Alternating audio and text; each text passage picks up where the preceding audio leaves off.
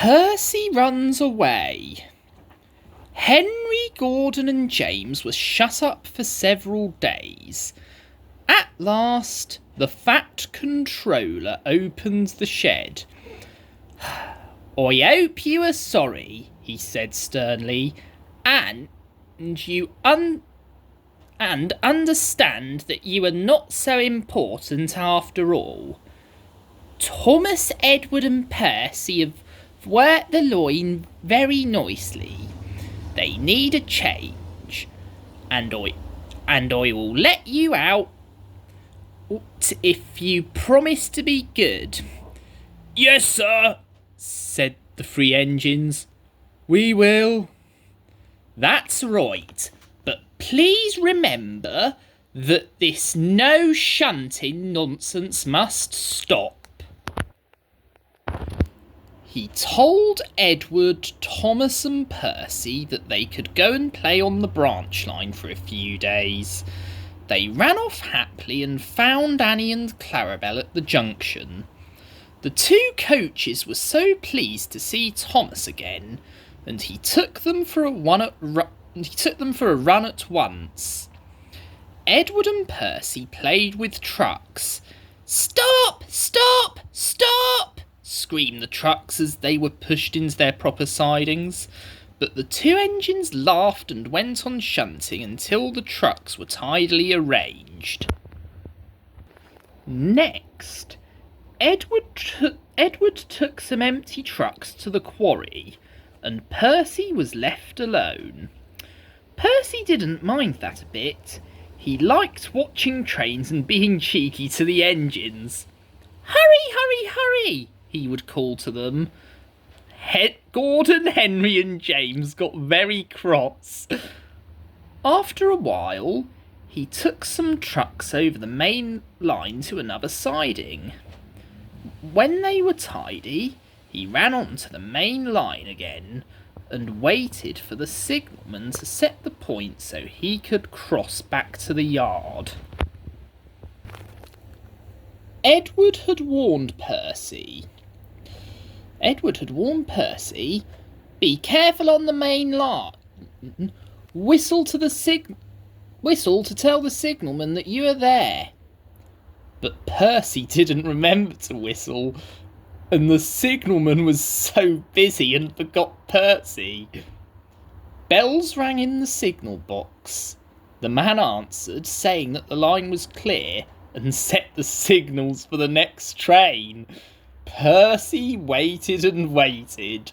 The points were still against him. He looked along the main line. "Peep, peep!" he whistled in horror. For rushing straight towards him was Gordon with the express. "Poop, poop, poop, poop, poop!" whistled Gordon. His driver shut off steam and applied the brakes. Percy's driver turned on full steam. "Back, Percy! Back!" But Percy's wheels wouldn't turn quickly.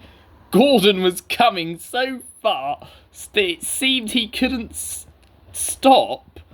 With shut eyes, Percy waited for the crash. His driver and fireman jumped out. "Ooh, groaned Gordon. "Get out of my way!" Percy opened his eyes. Gordon had stopped with Percy's buffers a few inches from his own. But Percy had begun to move. "I won't stay here. I'll run away," he puffed. He was soon clear of the station and running as fast as he could.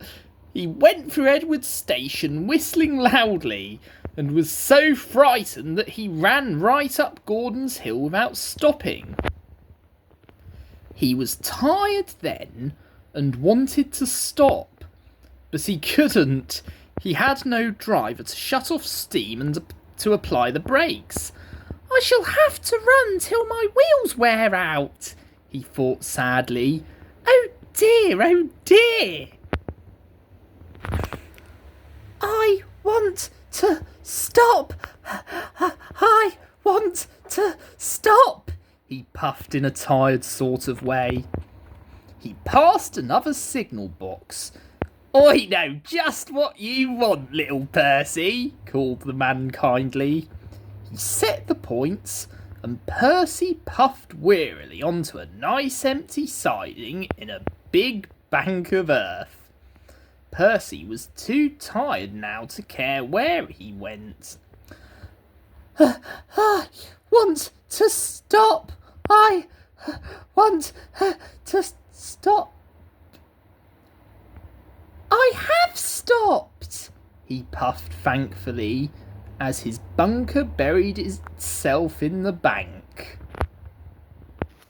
Never mind, Percy, said the workman as they dug him out. You shall have a drink and some coal, and then you'll feel better. Presently, Gordon arrived. Well done, Percy! You started so quickly that you stopped a nasty accident.